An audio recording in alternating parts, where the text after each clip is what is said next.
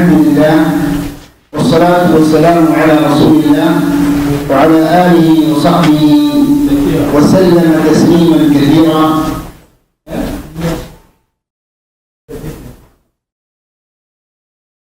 اللهم لك الحمد كما ينبغي لجلال وجهك وعظيم سلطانك. പ്രിയമുള്ള സഹോദരന്മാരെ,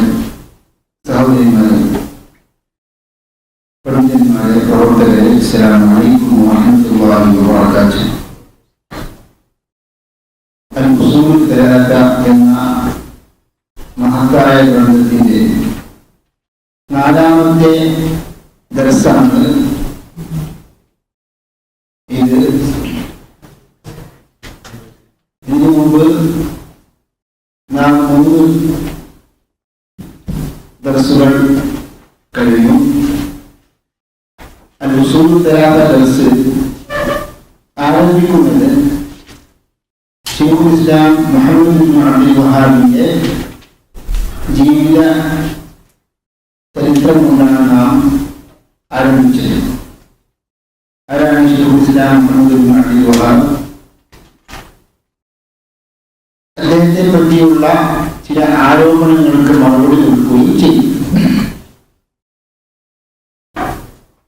2ാമത്തെ ക്ലാസ്സിൽ ഞാൻ ഉസൂൽ തലാത്ത വായിച്ചുകൊണ്ട് തുടക്കം കുറിച്ചു. 4 മസ്അലകൾ, നാം അറിഞ്ഞിരിക്കേണ്ട 4 മസ്അലകളാണ് ഉസൂൽ തലാത്ത വായിക്കുമ്പോൾ നാം ആദ്യം പഠിക്കുന്ന ഭാഗം. 4 മസ്അലകൾ എല്ലാ മുസ്ലിമത്തിലും അറിഞ്ഞിരിക്കേണ്ടതുണ്ട്. അതായത് അറിവ് എന്ന് പറയുമ്പോൾ ഏറ്റവും സുപ്രധാനമായ അറിവാണ് ശൈഖ്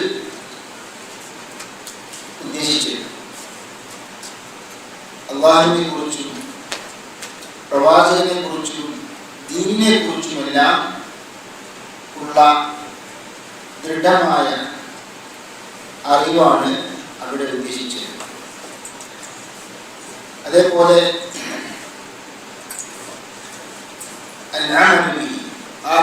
പഠിച്ച കാര്യങ്ങളനുസരിച്ച് പ്രവർത്തിക്കുക. 3ാമത്തെ കാര്യം ദഅവത്ത് ഇലൈഹി, അതിലേക്ക് നാം പ്രബോധനം ചെയ്യുക, ക്ഷണിക്കുക, ദഅവത്ത് നടത്തുക. 4ാമത്തെ മസ്അല നാം പഠിച്ചത് അസ്സബ്റു അലൽ അദാ ഫീഹി, അതായത് ഇൽമ് പ്രചരിപ്പിക്കുമ്പോഴും അമൽ ചെയ്യുമ്പോഴുമെല്ലാം നാം അതിൻ്റെ മാർഗത്തിൽ ക്ഷമ കൈക്കൊള്ളുക, ക്ഷമിക്കുക. ഇതിനെല്ലാം ശൈഖ് ഉദ്ധരിച്ച തെളിവാണ് സൂറത്തുൽ അസ്ർ. വൽ അസ്രി ഇന്നൽ ഇൻസാന ലഫീ ഖുസ്ർ إلا الذين آمنوا وعملوا الصالحات وتواصوا بالحق وتواصوا بالصبر. إلا الذين آمنوا എന്ന് പറഞ്ഞാൽ വിശ്വാസം ശരിയാകണം. എന്ത് വേണം? അറിവ് വേണം. അള്ളാഹുവിൽ ഒരാൾ വിശ്വസിക്കുന്നു എന്ന് പറയുമ്പോൾ അള്ളാഹുവിനെ കുറിച്ച് അവൻ അറിഞ്ഞിരിക്കണം. فاعلم أنه لا إله إلا الله واستغفر لذنبك. അള്ളാഹു സുബ്ഹാനഹു വതആല ആദ്യം നബി സല്ലല്ലാഹു അലൈഹി വസല്ലമയോട് നിർദ്ദേശിച്ചത് എന്താണ്? പഠിക്കാൻ വേണ്ടിയാണ്. അറിഞ്ഞിരിക്കണം താങ്കൾ അള്ളാഹു അല്ലാതെ വേറെ ഇലാഹില്ല. വസ്തഗ്ഫിർ ലിദംബിക്, താങ്കളുടെ പാപം അള്ളാഹു പൊറുക്കാൻ വേണ്ടി തേടുക, പാപമോചനം തേടുക. വതവാസൗ ബിൽ ഹഖ് ഇല്ലല്ലദീന ആമനു വഅമിലു സ്സാലിഹാത്ത്, സൽക്കർമ്മങ്ങൾ പ്രവർത്തിക്കണം. അതാണ് വഅമിലു സ്സാലിഹാത്ത്. അഥവാ ശൈഖ് പറഞ്ഞ 2ാമത്തെ മസ്അല എന്താണത്? അൽ അമലു ബിഹി. വദ്ദഅവതു ഇലൈഹി, അതാണ് വതവാസൗ ബിൽ ഹഖ്, ഹഖ് കൊണ്ട് പരസ്പരം വസീയത്ത് ചെയ്യുക, നിർദ്ദേശിക്കുക. ഉപദേശിക്കുക. വതവാസൗ ബിസ്സബ്രി, സബ്ർ കൊണ്ട് വസിയ്യത്ത് ചെയ്യുക. പിന്നെ സബ്റിൻ്റെ മർത്തബകൾ നാം പഠിച്ചു.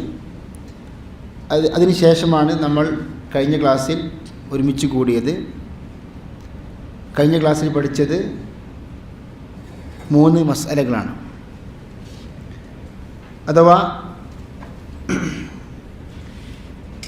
അല്ലാഹു സുബ്ഹാനഹു വ തആല നമ്മെ സൃഷ്ടിച്ചു, നമുക്ക് ഉപജീവനം നൽകി. അള്ളാഹുവിൻ്റെ റുബൂബിയ്യത്തിനെ കുറിച്ച് നാം പഠിച്ചു. മാത്രമല്ല നമ്മെ സൃഷ്ടിച്ചതിൻ്റെ ഉദ്ദേശത്തെക്കുറിച്ചും പഠിച്ചു. വമാ ഖലഖ്തുൽ ജിന്ന വൽ ഇൻസ ഇല്ലാ ലിയഅ്ബുദൂൻ. ലിയഅ്ബുദൂൻ എന്ന വാക്കിൻ്റെ അർത്ഥം നാം അറിഞ്ഞു അല്ലേ? എന്താ അർത്ഥം? അതെ, എന്നെ ആരാധിക്കുവാൻ വേണ്ടി, എനിക്ക് ഇബാദത്ത് ചെയ്യുവാൻ വേണ്ടിയാണ് നാം, അല്ലെങ്കിൽ ഞാൻ ജിന്നിനെയും ഇൻസിനെയും സൃഷ്ടിച്ചത് എന്ന ആയത്ത്. മാത്രമല്ല അല്ലാഹു തആല റസൂലിനെ നിയോഗിക്കുകയും ചെയ്തു. അപ്പോൾ റസൂലും നബി തമ്മിലുള്ള വ്യത്യാസം നാം പഠിച്ചു അല്ലേ? കഴിഞ്ഞ ക്ലാസ് പഠിച്ചില്ലേ? എന്താണ്, ആരാണ് റസൂൽ, ആരാണ് നബി എന്ന വ്യത്യാസം നാം പഠിച്ചു.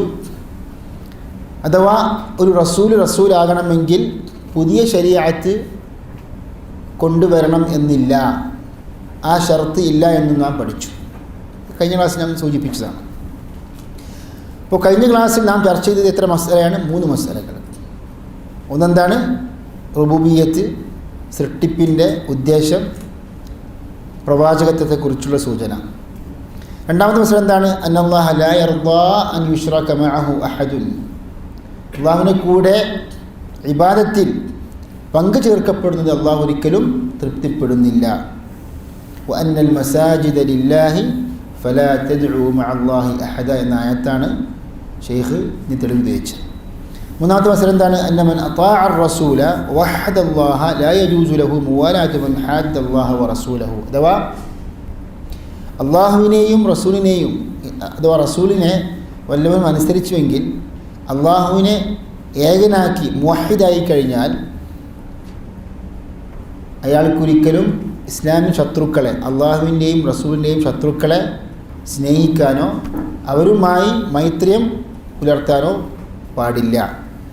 അത് ഏറ്റവും അടുത്ത വ്യക്തിയാണെങ്കിൽ പോലും, കുടുംബക്കാരാണെങ്കിലും പോലും.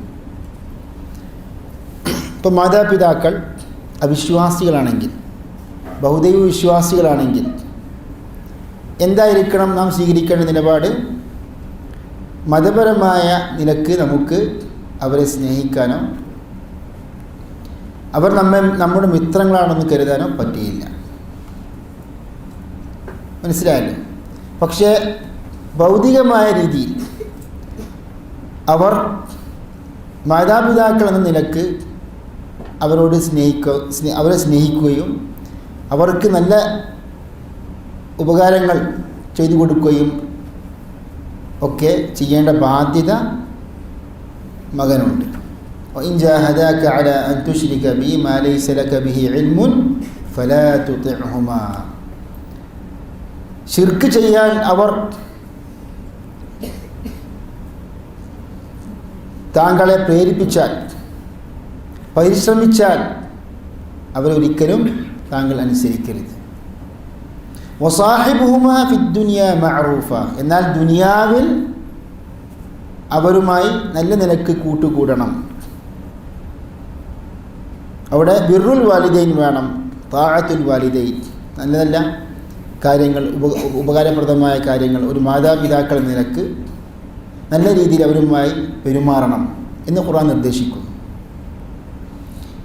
അതേപോലെ തന്നെ ഒരു പക്ഷേ ഒരാളുടെ ഭാര്യ കിതാബിയത്തായിരിക്കും, വേദക്കാരികളായ സ്ത്രീകൾ വിവാഹം ചെയ്യാം എന്ന് ഖുർആൻ നിർദ്ദേശിച്ചല്ലോ. അപ്പോൾ ഒരു കിതാബിയത്തായ ഒരു ഭാര്യയാണെങ്കിൽ ആ കിതാബിയത്തായ ഭാര്യയുടെ ദീന് ഒരിക്കലും പൊരുത്തപ്പെടാനോ ആ നിലക്ക് മിത്രമായി നമുക്ക് കരുതാനോ പാടില്ല. മാത്രമല്ല ഇസ്ലാമല്ലാത്ത ഏതൊരു ദീനും നമുക്ക് അംഗീകരിക്കാനോ അതിനോട് വെറുപ്പുണ്ടാവുകയും വേണം. അതേ സമയത്ത് ഭാര്യ എന്ന നിലക്ക് തബീഇയ്യത്തായ ജിബില്യത്തായ ഒരു മനുഷ്യൻ്റെ ഒരു ഭാര്യ നിലക്കുള്ള സാധാരണ സ്നേഹം, അടുപ്പം, അത് ഭൗതികരമായ ഒരു സ്നേഹവും അടുപ്പവുമാണ്. ഈ നിലക്ക് നാം മനസ്സിലാക്കി കഴിഞ്ഞാൽ അൽ വലാ വൽ ബറാഇൻ്റെ വിഷയം നമുക്ക് ഏകദേശം മനസ്സിലാക്കാൻ സാധിക്കും. അത് ഇൻഷാ അല്ലാഹ് കൂടുതൽ ഭാവിയിൽ ഇൻഷാ അല്ലാഹ് അൽ വലാ വൽ ബറാഇൻ്റെ വിഷയം വിശദമായിട്ട് നാം പഠിക്കേണ്ടതാണ് ഇൻഷാ അല്ലാഹ്. അപ്പോൾ അതിന് സൂചന മാത്രമാണ് ശൈഖ് അവറുകൾ ഇവിടെ കൊടുത്തിട്ടുള്ളത്. അപ്പോൾ ഇതായിരുന്നു മൂന്നാമത്തെ വിഷയം, അൽ വലാ വൽ ബറാഇൻ്റെ വിഷയം. ലാ തജിദു ഖൗമൻ യുഅ്മിനൂന ബില്ലാഹി വൽ യൗമിൽ ആഖിർ യുവാദ്ദൂന മൻ ഹാദ്ദ അല്ലാഹ വറസൂലഹു എന്ന ആയത്ത്, സൂറത്തുൽ മുജാദിലെ ആയത്തൊക്കെ നാം അതിനെ വിശദീകരിച്ചു. അത് ഏത് പശ്ചാത്തലത്തിലാണ് ഇറങ്ങിയതെന്നും പഠിച്ചു. ഒരു സഹാബിയുടെ പേര് പറഞ്ഞിരുന്നു. ആ സഹാബിയുടെ വിഷയത്തിലാണത്ര ഈ ആയത്ത്. വലൗ കാനൂ ആബാഅഹും, അവരുടെ പിതാക്കന്മാരാണെങ്കിലും ശരി, അള്ളാഹുവിന് ശത്രുവാണോ?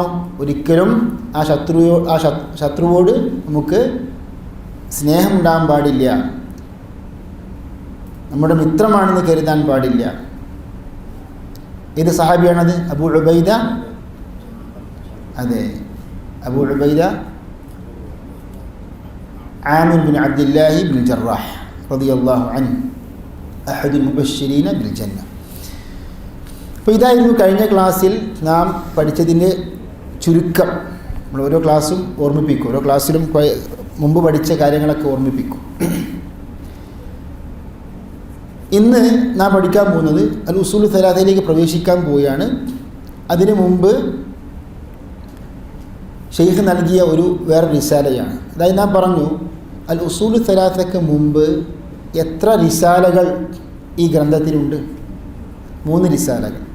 ഓരോ റിസാലയും ഷെയ്ഖ് ഇഅ്ലം, താങ്കൾ അറിയുക എന്ന നിർദ്ദേശം കൊണ്ടാണ് ആരംഭിച്ചത്. ഇവിടെ ആരംഭിക്കുന്നത് ഇഅ്ലം അർഷദക അല്ലാഹു ലിതാഅതിഹി. ഇഅ്ലം, താങ്കൾ അറിയുക, അള്ളാഹുവിനെ അനുസരിക്കാൻ താങ്കൾക്ക് അള്ളാഹു സന്മാർഗം കാണിച്ചു തരുമാറാകട്ടെ എന്ന പ്രാർത്ഥന കൊണ്ടാണ്. പലപ്പോഴും ഷെയ്ഖിൻ്റെ ഒരു രീതിയാണത്. അതായത് ഒരു കാര്യം പഠിപ്പിച്ച് കൊടുക്കുമ്പോൾ, പറഞ്ഞു കൊടുക്കുമ്പോൾ അതിൻ്റെ കൂടെ പ്രാർത്ഥനയും ഉൾപ്പെടുത്തും. എന്താണത്? ഗുണകാംക്ഷയാണ്. ഇഅ്ലം അർഷദക അല്ലാഹു ലിതാഅതിഹി അന്നൽ ഹനീഫിയ്യത മില്ലത ഇബ്രാഹിം അൻ തഅ്ബുദ അല്ലാഹ വഹ്ദഹു മുഖ്ലിസൻ ലഹുദ്ദീൻ. ഇതിനർത്ഥം അന്നൽ ഹനീഫിയ്യത, ഹനീഫിയത്തായ ഇബ്രാഹിം നബി അലൈഹിസ്സലാമിൻ്റെ മില്ലത്ത് എന്താകുന്നു? അൻ തഅ്ബുദ അല്ലാഹ വഹ്ദഹു, താങ്കൾ അള്ളാഹുവിനെ മാത്രം ആരാധിക്കുക. മുഖ്ലിസൻ ലഹുദ്ദീൻ, മുഖ്ലിസൻ ലഹു അദ്ദീൻ, ഇബാദത്ത്, ദീന് അള്ളാഹുവിന് മാത്രം ആത്മാർത്ഥമായി സമർപ്പിച്ചുകൊണ്ട് അള്ളാഹുവിനെ ആരാധിക്കുക. ഇവിടെ ഷെയ്ഖ് പ്രാർത്ഥന കൊണ്ട് തുടങ്ങി.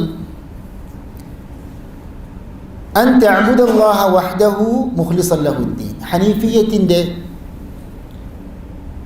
അർത്ഥമാണ് ഇവിടെ ഷെയ്ഖ് പറഞ്ഞത്. അന്നൽ ഹനീഫിയത മില്ലത്ത ഇബ്രാഹിം, എന്താർത്ഥം? മില്ലത്ത് ഇബ്രാഹിമായ ഹനീഫിയത്ത് എന്താകുന്നു? അൻ തഅ്ബുദ അല്ലാഹ വഹ്ദഹു മുഖ്ലിസൻ ലഹുദ്ദീൻ. പണ്ഡിതന്മാർ പറയുന്നു അൽ ഹനീഫിയ എന്നത് അൽ ഹനഫ് എന്ന വാക്കിൽ നിന്ന് ഉത്ഭവിച്ചതാണ്. എന്താ അതിൻ്റെ അർത്ഥം? അൽ ഹനഫ് എന്ന് വെച്ചാൽ ചെരിവ്, ചെരിയുക എന്നർത്ഥം. എന്താ അതിൻ്റെ ഇവിടെ ഉദ്ദേശം?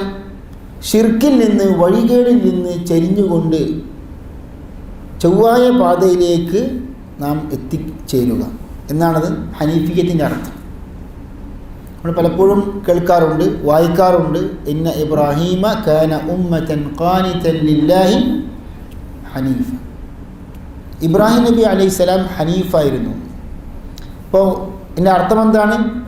പൂർണ്ണമായും തൗഹീദ് ഉൾക്കൊണ്ട വ്യക്തിയായിരുന്നു എന്നാണ് അതിൻ്റെ അർത്ഥം.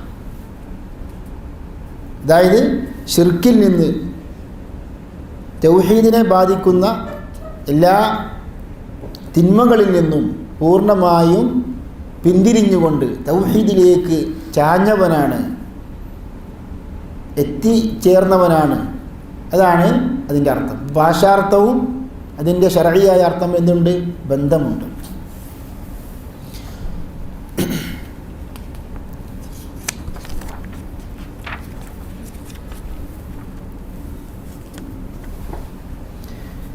ഭാഷാർത്ഥ പ്രകാരം തന്നെ സാധാരണ അറബിയിൽ പറയാറുണ്ട് റജുലുൻ അഹ്നഫ്.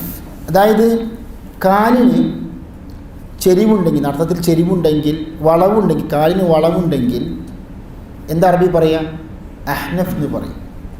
അറിയപ്പെട്ട താബിഈ പണ്ഡിതനാണ് അൽ അഹ്നഫു ഇബ്നു ഖൈസ് റഹിമഹുല്ലാ.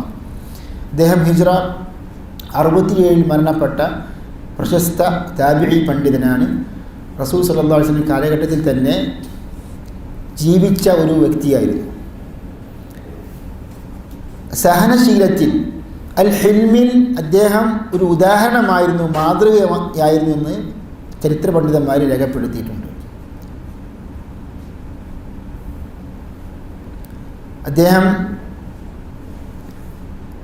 താബിഈ പണ്ഡിതനാണ്. അപ്പോൾ ഈ അൽ അഹ്നഫ് എന്ന പേര് നൽകപ്പെടാനുള്ള കാരണം അദ്ദേഹത്തിൻ്റെ കാലിന് വളവുണ്ടായിരുന്നു, ചെരിഞ്ഞാണ് നടക്കാറുണ്ടായിരുന്നത്. അതുകൊണ്ടാണ് അത്ര അൽ അഹ്നഫ് എന്ന പേര് നൽകപ്പെട്ടത്. അപ്പോൾ അതിൽ നിന്നാണ് അൽ ഹനീഫിയ. അപ്പോൾ എന്തായി? ശരി, എൻ്റെ അർത്ഥം എന്തായി? ശുദ്ധ തൗഹീദ്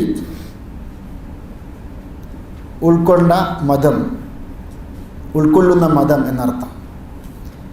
നബി സല്ലല്ലാഹു അലൈഹി വസല്ലം പറഞ്ഞു, ഇമാം ബുഖാരി മുഅല്ലിഖായി റിപ്പോർട്ട് ചെയ്തൊരു ഹദീസ് ഉണ്ടല്ലോ, അഹബ്ബുദ്ദീനി ഇലല്ലാഹി അൽ ഹനീഫിയ്യത്തു സംഹ. അള്ളാഹ്ക്ക് ഏറ്റവും ഇഷ്ടപ്പെട്ട ദീൻ എന്താണ്? എളുപ്പമായ മതമാണ്. ഇന്ന ഇബ്രാഹീമ കാന ഉമ്മതൻ ഖാനിതൻ ലില്ലാഹി ഹനീഫ ثم أوحينا إليك أن اتبع ملة إبراهيم حنيفا. ഇബ്രാഹിം നബി അലൈഹിസ്സലാം കാന ഉമ്മതൻ, ഇമാമായിരുന്നു, മാതൃകാ പുരുഷനായിരുന്നു, ഹനീഫായിരുന്നു, അതായത് മുവഹിദായിരുന്നു. വമാ കാന മിനൽ മുശ്രിക്കീൻ. ഉമ്മത്ത് എന്ന വാക്കിന് പല അർത്ഥങ്ങളും ഖുർആനിലുണ്ട്. അതിലൊന്നാണ് ഇമാമ്, നേതൃത്വം എന്നർത്ഥം. മുവഹിദീങ്ങളുടെ ഇമാം ആരാണ്? ഇബ്രാഹിം നബി അലൈഹിസ്സലാം. അബുൽ അംബിയ, പ്രവാചകന്മാരുടെ പിതാവ് എന്ന പേരിൽ അറിയപ്പെട്ടു. അതേപോലെ കാലഘട്ടം അല്ലെങ്കിൽ കാലം എന്ന അർത്ഥം ഉമ്മത്തിനുണ്ട്, പല അർത്ഥങ്ങളുമുണ്ട്. വദ്ദകറ ബഅദ ഉമ്മ, ഒരു കാലയളവിന് ശേഷം ഓർമ്മിച്ചു. ഇതൊക്കെ ശരിക്ക് അറബി ഭാഷയുടെ വിശാലമായ അർത്ഥങ്ങളാണ്. മുഖ്ലിസൻ ലഹുദ്ദീൻ, എന്താണ് ശൈഖ് പറഞ്ഞത്? അൻ തഅബുദല്ലാഹ വഹ്ദഹു മുഖ്ലിസൻ ലഹുദ്ദീൻ. ദീന് അള്ളാഹുവിന് മാത്രം സമർപ്പിച്ചുകൊണ്ട് അള്ളാഹുവിനെ മാത്രം ആരാധിക്കുക. അതാകുന്നു അൽ ഹനീഫിയത്തിൻ്റെ നിർവചനം, അർത്ഥം. വബിദാലിക അമറല്ലാഹു ജമീഅൻ നാസി വഖലഖഹും ലഹാ. റസൂൽ സല്ലല്ലാഹു അലൈഹി ഇബാറത്താണ് വായിക്കുന്നത്, മനസ്സിലായല്ലോ. വബിദാലിക, അത് പ്രകാരം അല്ലാഹു തആല എല്ലാ സൃഷ്ടികളോടും കൽപ്പിച്ചു. വഖലഖഹും ലഹാ, അതിനു വേണ്ടിയാണ് അള്ളാഹു അവരെ സൃഷ്ടിച്ചത്. വമാ ഖലഖതുൽ, കമാ ഖാല തആല, അള്ളാഹു പറഞ്ഞതുപോലെ വമാ ഖലഖതുൽ ജിന്ന വൽ ഇൻസ ഇല്ലാ ലിയഅ്ബുദൂൻ. അപ്പോൾ ഒരു ചോദ്യമുണ്ട്, അള്ളാഹുവിനെ ആരാധിക്കുക മുഖ്ലിസൻ ലഹുദ്ദീൻ എന്ന് അള്ളാഹു ഷെയ്ഖ് കൂട്ടിച്ചേർത്തി. എന്തുകൊണ്ട്? അതിന് ഉദ്ദേശം പണ്ഡിതന്മാർ പഠിപ്പിക്കുന്നു, ഇബാദത്ത് ചെയ്താൽ മാത്രം പോരാ, അതിൻ്റെ കൂടെ എന്ത് വേണം? ഇഖ്ലാസ് വേണം. ആ ഇബാദത്ത് അള്ളാഹുവിന് മാത്രമേ സമർപ്പിക്കാൻ പാടുള്ളൂ. നമ്മൾ പലപ്പോഴും കേട്ടിട്ടുള്ള ഒരു വിഷയമാണ്, ഒരു കർമ്മം അള്ളാഹു നമ്മിൽ നിന്ന് സ്വീകരിക്കണമെങ്കിൽ 2 ഘടകങ്ങൾ ഒത്തുചേരണം. ഒന്നെന്താണ്? അൽ ഇഖ്ലാസ്, അള്ളാഹുവിന് മാത്രം സമർപ്പിക്കുക, അള്ളാഹുവിനെ മാത്രം ആരാധിക്കുക. രണ്ടാമത്തെ ഘടകം എന്താണ്? ഷർത്ത് എന്താണ്?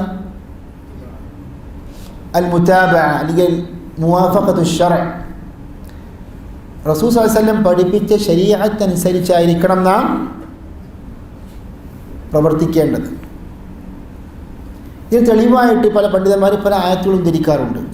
ഒന്നാണ് ഫമൻ കാന യർജു. നമ്മൾ പലപ്പോഴും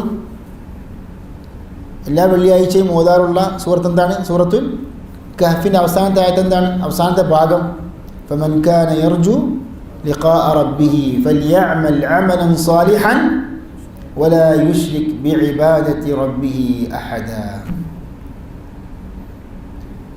ഫമൻ കാന യർജു ലിഖാഅ റബ്ബിഹി, അള്ളാഹുവിൻ്റെ പ്രതിഫലം വല്ലവനും കാംക്ഷിക്കുന്നുവെങ്കിൽ, പ്രതീക്ഷിക്കുന്നുവെങ്കിൽ, ഫൽയഅമൽ അമലൻ സാലിഹൻ, ഇതാണ് ഒന്നാമത്തെ ഷർത്ത്. അവൻ ചെയ്യുന്ന കർമ്മം എന്തായിരിക്കണം? സാലിഹായിരിക്കണം. എന്താണ് സാലിഹ് എന്ന് പറഞ്ഞാൽ? അൻ യകൂന അല സുന്ന, സുന്നത്ത് പ്രകാരമുള്ള അമലായിരിക്കണം. വലാ യുശ്രിക്, ഇതാണ് രണ്ടാമത്തെ ഷർത്ത്.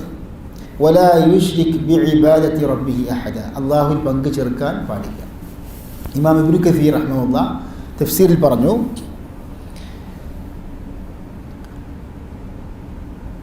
വഹാദാനി റുക്ന അൽ അമലിൽ മുതഖബ്ബൽ. ഈ ആയത്തിൽ സൂചിപ്പിക്കുന്നത് സ്വീകാര്യമായ കർമ്മത്തിൻ്റെ രണ്ട് ഘടകങ്ങളാണ്. മനസ്സിലായില്ലേ? റുക്ന അൽ അമലിൽ മുതഖബ്ബൽ ലാ ബുദ്ദ അൻ യകൂന ഖാലിസൻ ലില്ലാഹ്. ഇബ്നു കസീർ പറയുന്നു, നിർബന്ധമായും അള്ളാഹുവിന് മാത്രം സമർപ്പിക്കപ്പെട്ട ഖാലിസായ അമലായിരിക്കണം. സവാബൻ അലാ ശരീഅത്തി റസൂലില്ലാഹി സ്വല്ലല്ലാഹു അലൈഹി വസല്ലം, റസൂലിൻ്റെ ശരീഅത്ത് പ്രകാരം അനുഷ്ഠിക്കപ്പെട്ട കർമ്മമായിരിക്കണം. രണ്ട് റുക്നുകളുണ്ട്. ഇബ്നു കസീറിൻ്റെ സൂറത്തുൽ കഹ്ഫിൻ്റെ അവസാനത്തെ ഭാഗത്തിൽ ഇബ്നു കസീർ എഴുതിയതാണ്. അപ്പം അമൽ കബൂൽ ചെയ്യണമെങ്കിൽ എത്ര റുക്നുണ്ട്? രണ്ട് റുക്ന്. വമാ ഖലഖതുൽ ജിന്ന വൽ ഇൻസ ഇല്ലാ ലിയഅ്ബുദൂൻ, ജിന്നിനെയും ഇൻസിനെയും നാം സൃഷ്ടിച്ചിട്ടില്ല എന്നെ ആരാധിക്കാനല്ലാതെ. ഇവിടെ അൽ ഇൻസ് എന്ന വാക്ക് പലപ്പോഴും നമ്മൾ കേൾക്കാറുണ്ട് അല്ലേ? ഇൻസാൻ എന്ന് വെച്ചാൽ അർത്ഥം മനുഷ്യൻ. അത് അറബിയിൽ മാത്രമല്ല ഉറുദുവിലും ഇൻസാൻ. ഏതിൽ നിന്നാണ് അത് വന്നത്? പണ്ഡിതന്മാർ പറയുന്നു ഉൻസിൽ നിന്നാണ്. ഉൻസിൽ നിന്ന്. കാരണം മനുഷ്യർ പരസ്പരം കണ്ടുമുട്ടുന്നു, അവർ കൂട്ടുകൂടുന്നു, പരസ്പരം ഇണങ്ങുന്നു, പരസ്പരം അവർ ഒത്തുചേരുമ്പോൾ അവർക്ക് ഉൻസുണ്ടാകുന്നു, മനസ്സമാധാനമുണ്ടാകുന്നു. അതിൽ നിന്നാണ് അത്രേ എന്തു വന്നത്? ഇൻസാൻ എന്നത്. പല അഭിപ്രായങ്ങളും വേറെയുണ്ട്. അതേപോലെ ജിന്ന് എന്ന പദം അറബി ഭാഷ പണ്ഡിതന്മാർ പറയുന്നു, ജീം നൂൻ എന്നീ രണ്ട് അക്ഷരങ്ങൾ ഒത്തുചേർന്നാൽ നമ്മുടെ ദൃഷ്ടി കൊണ്ട് കാണാൻ പറ്റാത്ത കാര്യങ്ങളെക്കുറിച്ച് സൂചകമായ ഒരു അക്ഷരങ്ങളാണ് അത്ര ഈ ജീം നൂൻ. അൽ ജന്ന, സ്വർഗത്തിൽ നമ്മൾ കാണുന്നില്ല, എന്തായി പറയാ? അൽ ജന്ന, സ്വർഗം.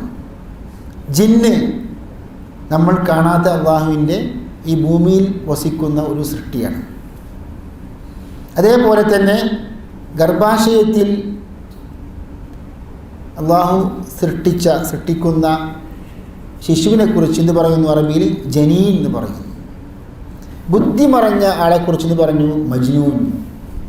അങ്ങനെ ഓരോ അതിൻ്റെ പദങ്ങൾ നോക്കിക്കഴിഞ്ഞാൽ ഈ അർത്ഥം മറഞ്ഞ വസ്തു അല്ലെങ്കിൽ കാര്യം അല്ലെങ്കിൽ വ്യക്തി എന്നൊക്കെ അതിൻ്റെ അർത്ഥമായി വരുന്നുണ്ട്. വമാ ഖലഖതുൽ ജിന്ന വൽ ഇൻസ ഇല്ലാ ലിയഅ്ബുദൂൻ. ഇവിടെ ഷെയ്ഖ് അർത്ഥം കൊടുത്തത് എന്താണ്? ഉസൂൽ സലാസൻ്റെ മത്തിനെ എല്ലായിടത്തും ഉണ്ടല്ലോ അല്ലേ? വമഅന യഅ്ബുദൂനി യുവഹിദൂനി, എന്നെ ആരാധിക്കണം എന്നതിൻ്റെ അർത്ഥം എന്താണ്? എന്നെ ഏകനാക്കണം.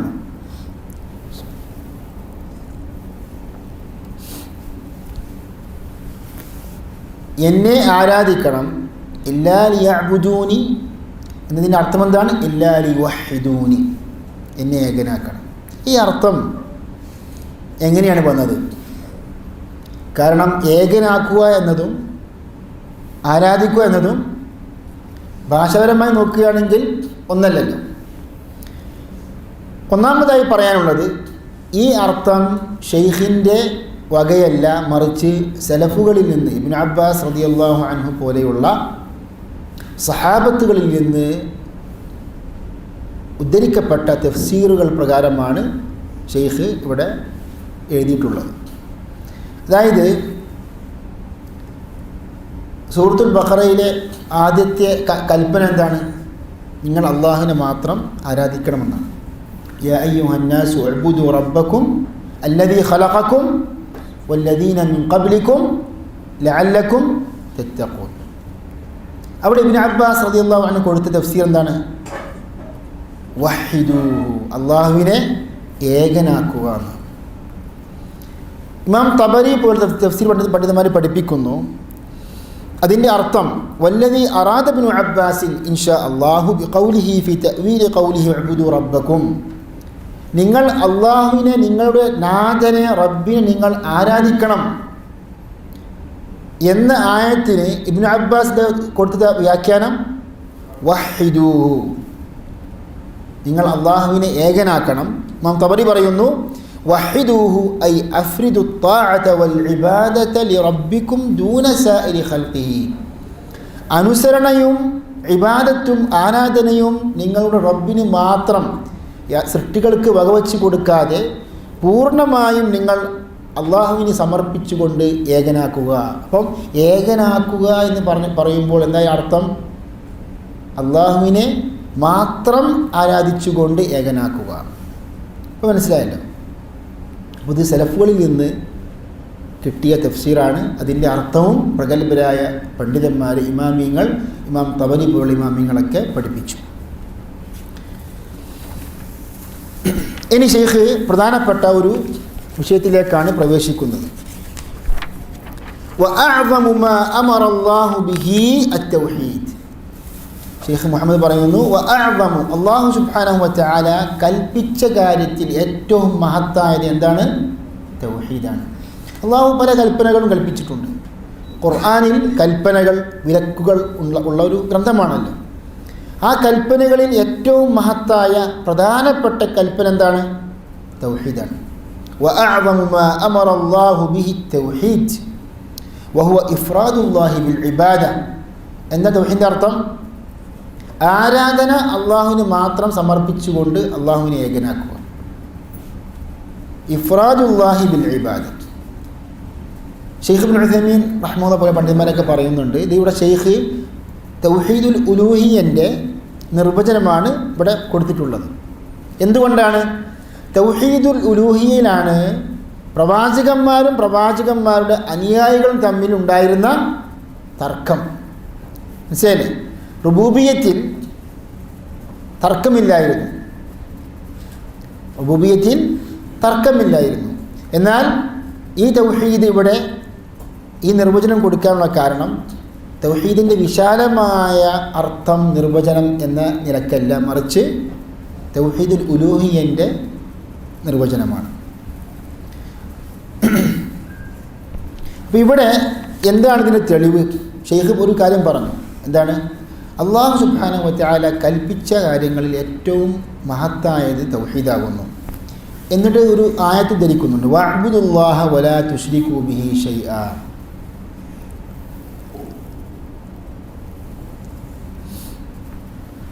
ഈ ആയത്തിൽ എങ്ങനെയാണ് അള്ളാഹു ആദ്യം ഏറ്റവും പ്രധാനപ്പെട്ട കൽപ്പന തൗഹീദാണെന്ന് മനസ്സിലാകുക? ഈ ആയത്തിൻ്റെ അർത്ഥം എന്താണ്? വഅബ്ദുല്ലാഹ, നിങ്ങൾ അള്ളാഹുവിനെ ആരാധിക്കണം. വലാ തുശ്രികൂ ബിഹി ഷൈആ, അള്ളാഹുവിൽ നിങ്ങൾ യാതൊന്നിനെയും പങ്കു ചേർക്കരുത് എന്ന് പറയുമ്പോൾ ഏറ്റവും അള്ളാഹു കൽപ്പിച്ച കാര്യം, പ്രധാനപ്പെട്ട മഹത്തായ കാര്യം തൗഹീദാകുന്നു എന്ന ആശയം എങ്ങനെയാണ് കിട്ടുക? ചോദ്യം മനസ്സിലായില്ലേ? ചോദ്യം മനസ്സിലായി? ആരുടെയെങ്കിലും മനസ്സിലുണ്ടോ? ഇതെല്ലാവരും പങ്കെടുക്കേണ്ട ഒരു, അല്ലെങ്കിൽ മനസ്സിൽ വല്ല കാര്യമുണ്ടെങ്കിൽ തുറന്നു പറയേണ്ട ഒരു വേദിയാണ്.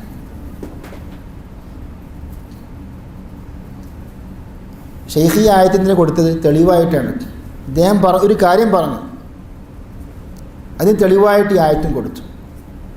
ഈ ആയത്ത് ഇത് തെളിവാണെന്ന് മനസ്സിലാക്കണമെങ്കിൽ ആയത്തിൻ്റെ പൂർണ്ണ ഭാഗം നാം വായിച്ചിരിക്കണം. ഇത് ദീർഘമായ ആയത്തിൻ്റെ തുടക്കം മാത്രമാണ്.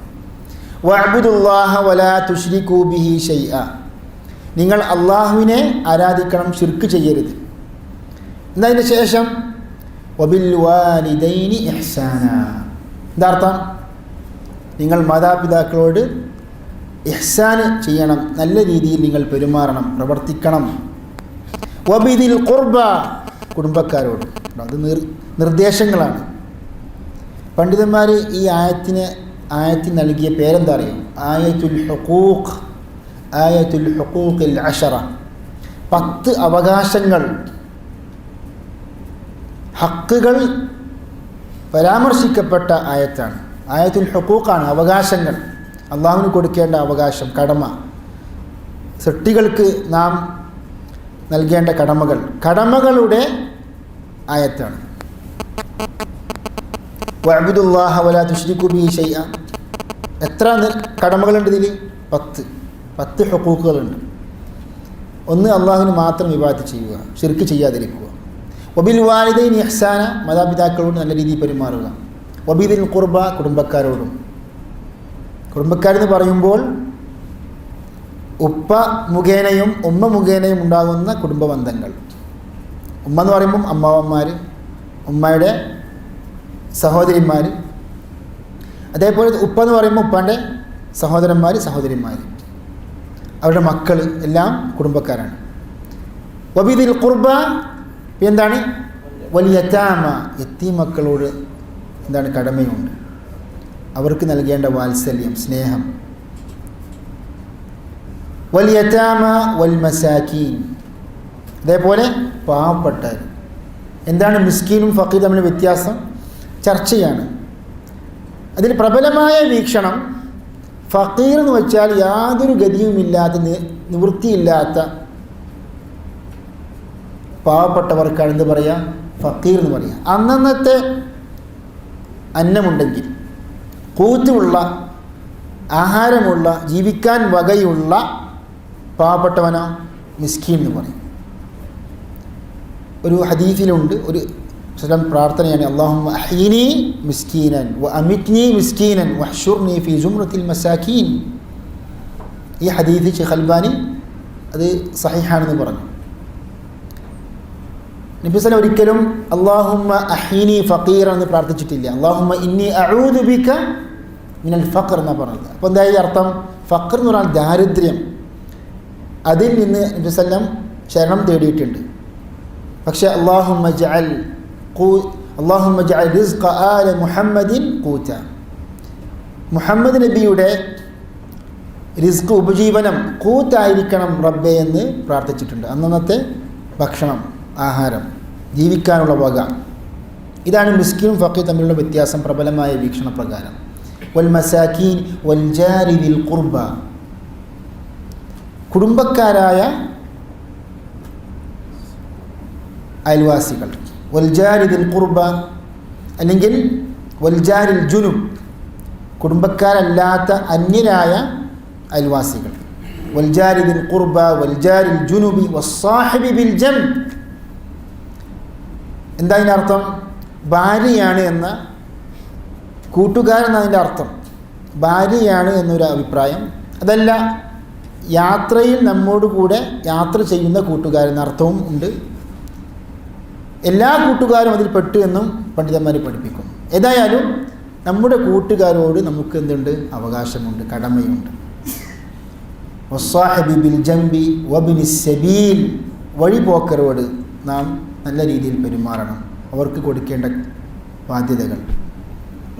അതുകൊണ്ട് തന്നെ ഇബ്നു സബീൽ എന്തുണ്ട്? ഏതിൽ നിന്ന് അവകാശമുണ്ട്? സക്കാത്തിൽ നിന്ന് അവകാശമുണ്ട്.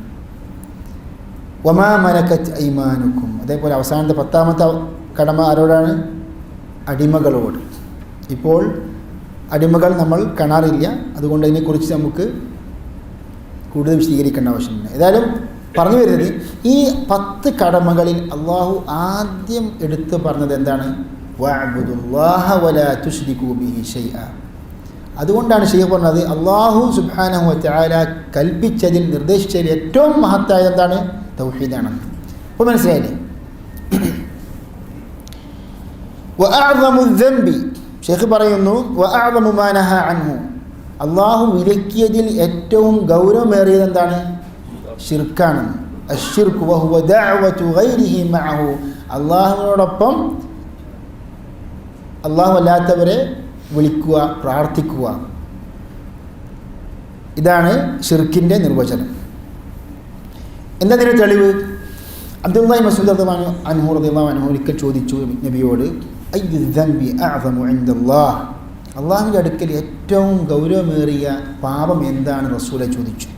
ഖാല അൻ തജ്അല ലില്ലാഹി നിദ്ദൻ വഹുവ ഖലഖക്, നിന്നെ സൃഷ്ടിച്ച അള്ളാഹുവിന് നീ പങ്കു ചേർക്കുക. എന്നിട്ട് ചോദിച്ചു, ശേഷം ഏതാണ് ഗൗരവമേറിയത്? അപ്പോൾ ഏറ്റവും ഗൗരവമേറിയ പാപം എന്താണ്? ഷിർക്കാണ്. ശേഷമോ? അൻ തഖ്തുല വലദക തഖാഫു അൻ യത്അമ മഅക്, നിൻ്റെ കൂടെ ആഹാരിക്കും ഭക്ഷിക്കും എന്ന് ഭയത്താൽ നിൻ്റെ സന്താനത്തെ നീ കൊലപ്പെടുത്തുക. ഇത് പ്രത്യേകിച്ച് ജാഹിലിയ കാലഘട്ടത്തിൽ ഉണ്ടായിരുന്ന സമ്പ്രദായമായിരുന്നു. ദാരിദ്ര്യം ഭയന്നുകൊണ്ട് മക്കളെ കൊല്ലുക. മൂന്നാമത്തെ പാപം എന്താണ്? പിന്നെയും ചോദിക്കുകയാണ് ഈ സഹാബി, അതിന് ശേഷം എന്താണ്? അൻ തുസാനിയ ഹലീലത ജാരിക്, അതായത് നിൻ്റെ അയൽവാസിയുടെ ഭാര്യയെ വ്യഭിചരിക്കുക. വ്യഭിചാരം കുറ്റമാണ്, നിരുപാധികം. അതിലേറ്റവും അപകടകരമായ ഗൗരവമേറിയത് എന്താണ്? നമുക്ക് കടപ്പാടുള്ള, നാം കൂടുതൽ പ്രാധാന്യം നൽകേണ്ട നമ്മുടെ അയൽവാസി, ആ അയൽവാസിയുടെ ഭാര്യയുമായി തെറ്റായ രീതിയിൽ ബന്ധം പുലർത്തുക. അത് ഏറ്റവും ഗൗരവം വ്യഭിചാരമാണെങ്കിൽ അതിലേക്ക് നയിക്കുന്ന സംസാരം, നോട്ടം, ചിരി, കളി, തമാശകൾ, ഇതെല്ലാം ഗൗരവമേറിയതാണെന്ന് നാം മനസ്സിലാക്കണം. ഇത് അള്ളാഹുവിൻ്റെ അടുക്കൽ വന്ധ്യവശങ്ങളിൽ വളരെ ഗൗരവമേറിയ കാര്യങ്ങളാണ്. അപ്പോൾ ഈ ഷെയ്ഖിൻ്റെ അവതരണത്തിൽ അള്ളാഹു സുബ്ഹാനഹു വ തആല ഏറ്റവും കൽപ്പിച്ച മഹത്തായ ഒരു കാര്യം തൗഹീദാണെങ്കിൽ, അള്ളാഹു വിലക്കിയ കാര്യങ്ങളിൽ ഏറ്റവും ഗൗരവമേറിയത് ഷിർക്കാണെങ്കിൽ, പ്രബോധകരെ സംബന്ധിച്ചിടത്തോളം അവരുടെ ദഅവത്തിന് മുൻഗണന കൊടുക്കേണ്ട ഏറ്റവും പ്രധാനപ്പെട്ട കാര്യം എന്തായിരിക്കണം? തൗഹീദായിരിക്കണം. അവർ എതിർക്കേണ്ട കാര്യം ഷിർക്കുമായിരിക്കണം. ഇതാണ് ലോകത്ത് സലഫി പണ്ഡിതന്മാരും സലഫി പ്രബോധകരും പ്രവർത്തകരുമെല്ലാം ചെയ്തുകൊണ്ടിരിക്കേണ്ടത്, ചെയ്യുന്നത്. അത്തൗഹീദു അവ്വലൻ യാ ദുആത്തൽ ഇസ്ലാം, പ്രബോധകരെ ആദ്യം നിങ്ങൾ പ്രചരിപ്പിക്കേണ്ടത്, പഠിപ്പിച്ചു കൊടുക്കേണ്ടത് തൗഹീദാകുന്നു. അത് കഴിഞ്ഞിട്ടാണ് ബാക്കിയുള്ള കാര്യങ്ങളെല്ലാം. നബി സല്ലല്ലാഹു അലൈഹി വസല്ലം ഒരിക്കൽ മുആദ് റളിയല്ലാഹു അൻഹു പറഞ്ഞു, നമുക്ക് പലപ്പോഴും കേട്ടിട്ടുള്ള പരിചയമുള്ള ഒരു ഹദീസാണ്, ഒന്നുകൂടി ഓർമ്മപ്പെടുത്തുകയാണ്. ലമ്മാ ബഅസ മുആദൻ അലൽ യമൻ, ഇബ്നു അബ്ബാസ് റളിയല്ലാഹു അൻഹു പറഞ്ഞു, നബി സല്ലം മുആദിനെ യമനിലേക്ക് നിയോഗിച്ചപ്പോൾ പറഞ്ഞു, ഇന്നക തഖ്ദമു അലാ ഖൗമിൻ അഹ്ലി കിതാബ്, വേദക്കാരായ ഒരു ജനതയിലേക്കാണ് താങ്കൾ ചെല്ലുന്നത്.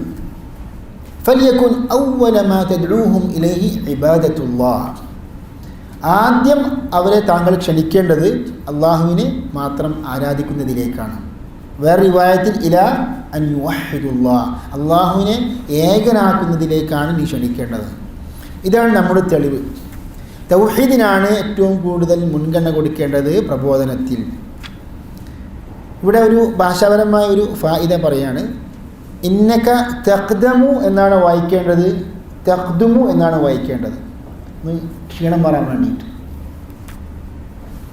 മുസ്ലിം പറഞ്ഞു, ഇന്നക ബോർഡിലല്ല, കുഴപ്പമില്ല. ഇന്നക തഖ്ദമു അലാ ഖൗമിൻ അഹ്ലി കിതാബ്. അതായത് അറബി ഭാഷയുടെ വിശാലമായ ഒരു മേഖലയിലേക്കാണ് നാം ഒരു ഉദാഹരണം പറഞ്ഞ് വെളിച്ചം വീശുന്നത്. ഇപ്പോൾ ഒരു ഹറക്കത്ത് മാറിക്കഴിഞ്ഞാൽ അതിൻ്റെ അർത്ഥം മൊത്തത്തിൽ മാറുന്നു. ഉദാഹരണമായി പറയാണ്, ഒരാൾ വന്നു എന്ന് അറബി എങ്ങനെ പറയാം? ഖദിമ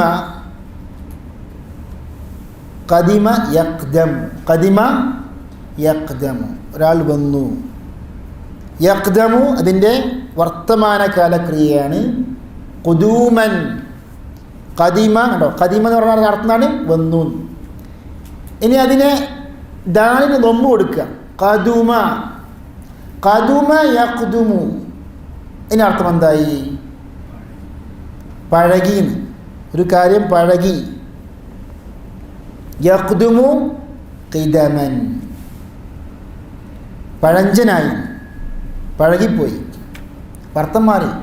അപ്പം ഖദിമ ദാലിന് കസ്റയായിരുന്നു അല്ലേ, നമ്മൾ ഖദുമ എന്ന് പറഞ്ഞു, അതിൻ്റെ അർത്ഥം എന്തായി മാറി? പഴകിപ്പോയി. ഇനി ദാലിന് കസ്റുമല്ല വമ്മുമല്ല ഫത്ഹ് കൊടുത്താലോ? ഖദമ യഖ്ദുമു എന്ന് പറഞ്ഞാൽ മുൻകടന്നു. ഇതർത്ഥം മുൻകടന്നു, ഐ തഖദ്ദമ. ഖുർആനിൽ അല്ലാഹു പറഞ്ഞു, യഖ്ദുമു ഖൗമഹു യൗമൽ ഖിയാമത്തി ഫഅൗറദഹുമുൻ നാർ. ഫിർഔൻ തൻ്റെ ജനതയെ നരകത്തിലേക്ക് അവരെ മുൻകടന്നു, അവർ മുമ്പിലായി. നരകത്തിലേക്ക് നയിക്കുന്നതാരാണ്? ഫിർഔനാണ്, അവൻ്റെ ജനതയെ. അവിടെ അള്ളാഹു പറഞ്ഞു യഖ്ദുമു ഖൗമഹു. അപ്പം യഖദമ യഖ്ദുമു എന്ന് പറഞ്ഞാൽ എന്തായി മാറി? അർത്ഥം മുൻകടന്നു. നോക്കൂ നിങ്ങൾ, ഒരു ഹറക്കത്ത് മാറ്റം കൊണ്ട് അർത്ഥം തന്നെ മാറുന്നു. അതുകൊണ്ടാണ് പണ്ഡിതന്മാർ പറയുന്നത് ഖുർആൻ വായിക്കുമ്പോൾ ശ്രദ്ധിക്കണം. ഹറക്കത്ത് മാറിയാൽ അത് നിസ്സാരമായ തെറ്റെന്ന് പറയാൻ പാടില്ല. ലഹ്നുൻ ജലി, വ്യക്തമായ വലിയ ഗൗരവമേറിയ അബദ്ധം. പലപ്പോഴും വലൈക്കും അസ്സലാം വറഹ്മത്തുള്ളാഹി, പലപ്പോഴും അർത്ഥം തന്നെ മാറിപ്പോകും. ഇതൊരു അറബി ഭാഷ പഠിക്കുന്നതിൻ്റെ പ്രാധാന്യത്തെക്കുറിച്ച് ഒരു ചെറിയൊരു സൂചന മാത്രമാണ്. നമുക്ക് നിർത്തുകയാണ്. ഷെയ്ഖിൻ്റെ അവസാനത്തെ ഭാഗം, അതായത് ഇന്നത്തെ പാഠത്തിൻ്റെ ഭാഗം എന്താണ്? അവസാനത്തെ ഭാഗം. ഫഇദാ ഖീല ലക, എന്നാൽ താങ്കളോട് പറയപ്പെട്ടാൽ. ഇനിയാണ് നമ്മൾ അൽ ഉസൂലു സലാസ എന്ന വിഷയത്തിലേക്ക് പ്രവേശിക്കുന്നത്. ഇതുവരെ നമ്മൾ എന്താ വായിച്ചത്? ആമുഖമായിരുന്നു. മനസ്സിലായില്ലേ? ഫഇദാ ഖീല, കാര്യം അങ്ങനെയാണെങ്കിൽ, താങ്കളോട് പറയപ്പെട്ടാൽ, ചോദിക്കപ്പെട്ടാൽ, മൽ ഉസൂലു സലാസ അല്ലതി യജിബു അലൽ ഇൻസാനി മഅരിഫത്തു, ഒരു മനുഷ്യൻ നിർബന്ധമായും അറിഞ്ഞിരിക്കേണ്ട 3 അടിസ്ഥാന കാര്യങ്ങൾ എന്താണ് എന്ന് ചോദിക്കപ്പെട്ടാൽ എന്താ പറയാ? ഷെയ്ഖ് പറയുന്നു, ഫഖുൽ, താങ്കൾ പറയണം. ഇതെല്ലാവരും കാണാൻ പഠിക്കേണ്ടതാണ്. മഅരിഫത്തുൽ അബ്ദി റബ്ബഹു, ഒരു അടിമ, മനുഷ്യൻ തൻ്റെ റബ്ബിനെ കുറിച്ച് അറിയുക.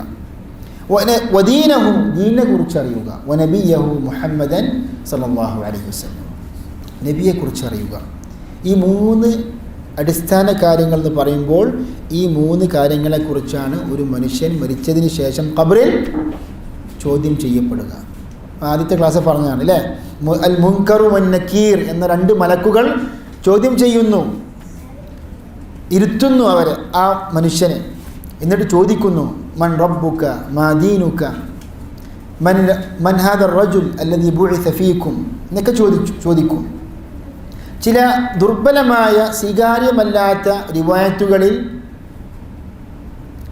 നാക്കൂറും റോമാൻ പറഞ്ഞ മലക്കുകളുണ്ടെന്ന് നമ്മൾ നാട്ടിലൊക്കെ ചില പ്രഭാഷണങ്ങളിൽ കേൾക്കാറുണ്ട്. അതിനൊന്നും യാതൊരു അടിസ്ഥാനവും ഇല്ല എന്ന് സാന്ദർഭികമായിട്ട് പറഞ്ഞതാണ്.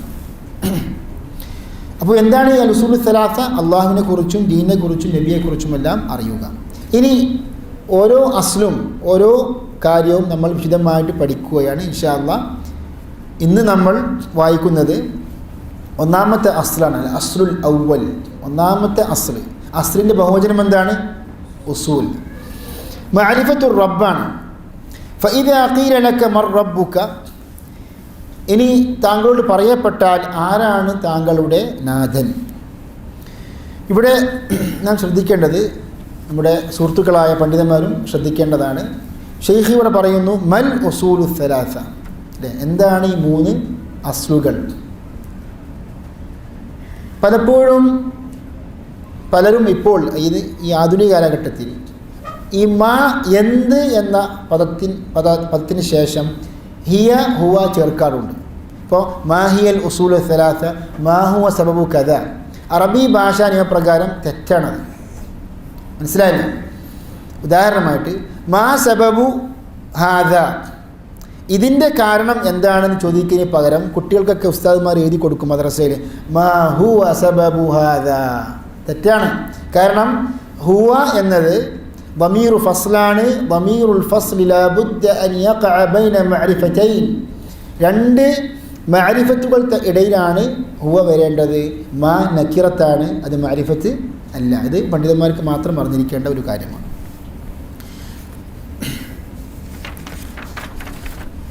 എന്താണ് റബ്ബിൻ്റെ അർത്ഥം? ഇതാണ് നമ്മൾ അവസാനമായി പഠിക്കുന്ന ഒരു വിഷയം. ഷെയ്ഖ് എന്താ പറഞ്ഞത്? മർ റബ്ബുക, ആരാണ് താങ്കളുടെ നാഥൻ? അപ്പോൾ എന്താണ് ഉത്തരം പറഞ്ഞത്? ഫഖുൽ റബ്ബി അല്ലാഹു അല്ലദീ റബ്ബാനി വറബ്ബ ജമീഅൽ ആലമീന ബിനിഅമി. എൻ്റെ റബ്ബ് അല്ലാഹുവാണ്, എന്നെയും എല്ലാ ലോകങ്ങളെയും ആലമുകളെയും പരിപാലിച്ച റബ്ബ്, അവൻ്റെ അനുഗ്രഹങ്ങൾ കൊണ്ട്. വഹുവ മഅബൂദി, ആ റബ്ബാകുന്നു എൻ്റെ ആരാധ്യൻ. ലൈസ ലീ മഅബൂദുൻ സിവാ, അവനല്ലാതെ എനിക്ക് വേറെ ആരാധ്യൻ ഇല്ല. പണ്ഡിതന്മാർ ചർച്ച ചെയ്യുന്നു ഈ റബ്ബ് എന്ന പദം ഏതിൽ നിന്നാണ് ഉത്ഭവിച്ചത്. ഷെയ്ഖിൻ്റെ ഈ ഉദ്ധരണി പ്രകാരം അല്ലെങ്കിൽ ഇബാറത്ത് പ്രകാരം തർബിയത്തിൽ നിന്നാണ് റബ്ബ് വന്നത് എന്ന ഒരു അഭിപ്രായത്തെ അത് ബലപ്പെടുത്തുന്നു. തർബീത്ത് പറഞ്ഞാൽ പരിപാലിക്കുക. അപ്പോൾ എന്നെയും എല്ലാ ജനങ്ങളെയും ജീവികളെയും പരിപാലിച്ച റബ്ബ് തർബീയത്തിൽ നിന്നാണ് വന്നത് ഒരു അഭിപ്രായമാണ്. എന്നാൽ റബ്ബിൻ്റെ അർത്ഥം ഉടമസ്ഥനാണ്. ഇമാം ഇബ്നു കസീർ തഫ്സീറിൽ പറയുന്നു വറബ്ബു ഹുവൽ മാലിക്കുൽ മുതസർരിഫ്, ഉടമസ്ഥനാകുന്നു റബ്ബ്. വയുത്ലഖു ഫിൽ ലുഗതി അല സയ്യിദ്, ഭാഷാപ്രകാരം സയ്യിദ് എന്ന അർത്ഥപ്രകാരം റബ്ബ് പ്രയോഗിക്കപ്പെടും, അഥവാ നേതൃത്വം.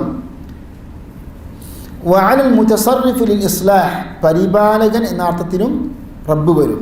വകുല്ലു ദാലിക സഹീഹുൻ ഫി ഹഖില്ല, ഈ അർത്ഥങ്ങളൊക്കെ അള്ളാഹുവിൽ സാധ്യമാകുന്നു. എല്ലാം അള്ളാഹുവിനെ കുറിച്ച് നമുക്ക് പ്രയോഗിക്കാൻ പറ്റുന്നതാണ്. അള്ളാഹുവാണ് അസ്സയ്യിദ്, നേതൃത്വം, എല്ലാം നിയന്ത്രിക്കുന്ന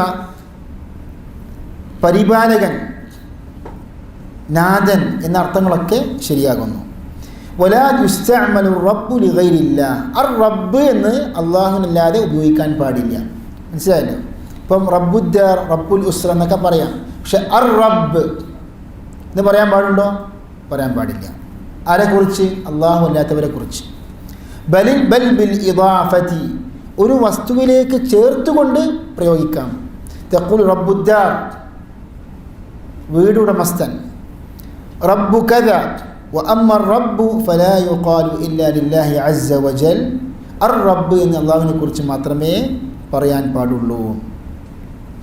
എന്താണ് ഇതിൻ്റെ തെളിവ്? ഷെയ്ഖ് ഉദ്ധരിച്ച തെളിവ് എന്താണ്? അൽഹംദുലില്ലാഹി റബ്ബിൽ ആലമീൻ, അൽഹംദുലില്ലാഹി റബ്ബിൽ ആലമീൻ എന്നാണ് ഷെയ്ഖ് ഉദ്ധരിച്ച തെളിവ്. വദ്ദലീലു ഖൗലുഹു തആല അൽഹംദുലില്ലാഹി റബ്ബിൽ ആലമീൻ. എന്താണ് അൽ എന്ന് വെച്ചാൽ? ഇസ്തിഗ്റാഖിൻ്റെ വാക്കാണ് അൽ. ഇതതിൻ്റെ അർത്ഥം എല്ലാ സ്തുതിയും മഹാമിദും അള്ളാഹുവിന് മാത്രം. സർവസ്തുതിയും നമ്മൾ അർത്ഥം വെക്കാറില്ലേ? ഈ സർവസ്തുതിയും എന്ന അർത്ഥം എങ്ങനെ വന്നത്? അൽ ഹംദു, അൽ എന്ന പദത്തിൽ നിന്നാണ്. അൽഹംദുലില്ലാഹി റബ്ബിൽ ആലമീൻ. എന്താണ് അൽ ആലമീൻ അർത്ഥം?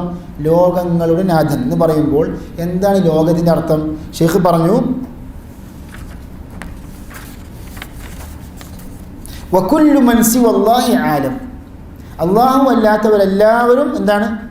ആലമാണ്. ലോകം എന്ന് പറഞ്ഞാൽ ഇപ്പം തഫ്സീർ പണ്ഡിതന്മാർ അർത്ഥം കൊടുത്തതാണ്, ആലം എന്ന് വെച്ചാൽ അള്ളാഹു അല്ലാത്തവരെല്ലാം എന്താകുന്നു? ആലമാകുന്നു.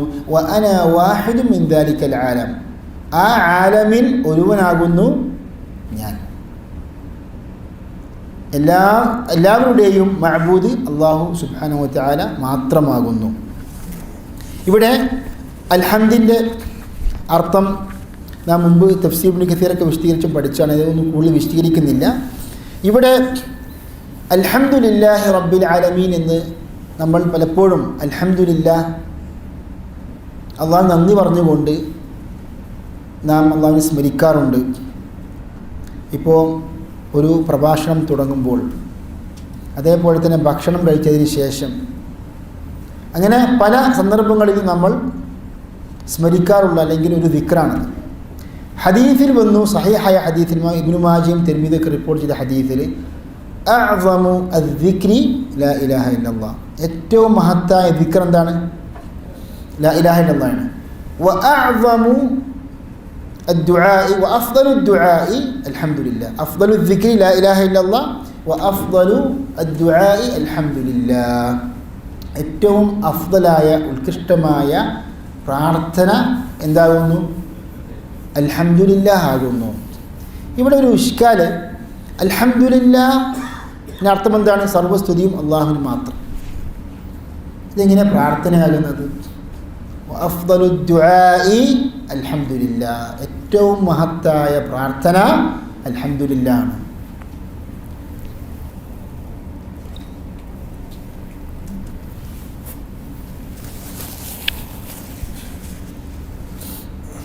ചോദ്യം മനസ്സിലായല്ലോ? ഈ ചോദിക്കുന്നത് എന്താ അറിയാം? ഇത് പഠിക്കാൻ വേണ്ടിയിട്ട്, ഈ പോയിൻ്റ് മനസ്സിൽ ഉറക്കാൻ വേണ്ടിയിട്ടാണ്. ഇത് അവസാനത്തെ പോയിൻ്റാണ്, ഇനി ദീർഘിപ്പിക്കുന്നില്ല. പണ്ഡിതന്മാർ പറയുന്നു, അൽഹംദുലില്ലാഹ് എന്ന ഈ പ്രാർത്ഥന അല്ലെങ്കിൽ ദിക്ർ എന്ത് ഉദ്ദേശം വെച്ചുകൊണ്ടാണ് മനുഷ്യൻ പറയുന്നത്? അള്ളാഹുവിനോട് നന്ദി കാണിച്ചുകൊണ്ട്, അല്ലേ? അള്ളാഹുവിനോട് നന്ദി കാണിച്ചുകൊണ്ട്. ഇപ്പോൾ ഭക്ഷണം കഴിച്ചതിന് ശേഷം ഒരു മനുഷ്യൻ പറയുന്നു അൽഹംദുലില്ലാഹ് എന്ന് പറയുമ്പോൾ അള്ളാഹു എന്താണ് ഖുർആനിൽ പറഞ്ഞത്? ലഇൻ ശകർതും ലഅസീദന്നകും, നിങ്ങൾ എന്നോട് നന്ദി കാണിക്കുകയാണെങ്കിൽ നിങ്ങൾക്ക് ഞാൻ വർദ്ധിപ്പിച്ചു തരും. അപ്പോൾ നിഅമത്തുകൾ വർദ്ധിപ്പിക്കാനും കൂടിയുള്ള ഒരു സൂചകമായ ഒരു ദിക്റാണ് എന്ത്? നന്ദി പ്രകടിപ്പിച്ചുകൊണ്ട് അൽഹംദുലില്ലാഹ്. അപ്പോൾ അതിൽ ഒരു പ്രാർത്ഥനയുണ്ട്. അള്ളാഹുവേ, നീ എനിക്ക് ഈ ഭക്ഷണം, ഈ ആഹാരം നൽകി, നിനക്ക് സർവസ്തുതിയും, നീ എനിക്ക് വർദ്ധിപ്പിക്കണം, നന്മകൾ നീ വർദ്ധിപ്പിക്കണം, ഒരു പ്രാർത്ഥനയുണ്ട്. അതുകൊണ്ടാണ് അത്രേ അഫ്ദലു ദുആഇ അൽഹംദുലില്ലാഹ് എന്ന് പറയാനുള്ള കാരണം. ഇതൊരു വ്യാഖ്യാനമാണ്. നിങ്ങൾക്ക് ഒരു കിതാബിൻ്റെ റെഫറൻസ് വേണമെങ്കിൽ ഇമാം സനആനി എഴുതിയ അത്തൻവീർ ഫി ശർഹിൽ ജാമിഉ സഗീർ എന്ന കിതാബ് നോക്കിക്കഴിഞ്ഞാൽ മനസ്സിലാകും. അല്ലാഹു സുബ്ഹാനഹു വ തആല അല്ലാഹുവിൻ്റെ ദീനിനെക്കുറിച്ച് ആത്മാർത്ഥമായി ആഴത്തിൽ പഠിക്കുവാനും ജീവിതത്തിൽ പകർത്തുവാനും അല്ലാഹു തആല തൗഫീഖ് ചെയ്യുമാറാകട്ടെ. അങ്ങനെ ഇൽമിൽ പഠിച്ച് അല്ലാഹുവിൻ്റെ പൊരുത്തവും തൃപ്തിയുമെല്ലാം നേടിയ സ്വർഗത്തിൽ പ്രവേശിക്കുന്ന സാലിഹീങ്ങളുടെ കൂട്ടത്തിൽ അള്ളാഹു നമ്മെല്ലാവരെയും ഉൾപ്പെടുത്തുമാറാകട്ടെ. റബ്ബനാ ളലംനാ അൻഫുസനാ വഇൻ ലം തഗ്ഫിർ ലനാ വതർഹംനാ ലനകൂനന്ന മിനൽ ഖാസിരീൻ. അസ്സലാമു അലൈക്കും വറഹ്മത്തുള്ളാഹി വബറകാതുഹു.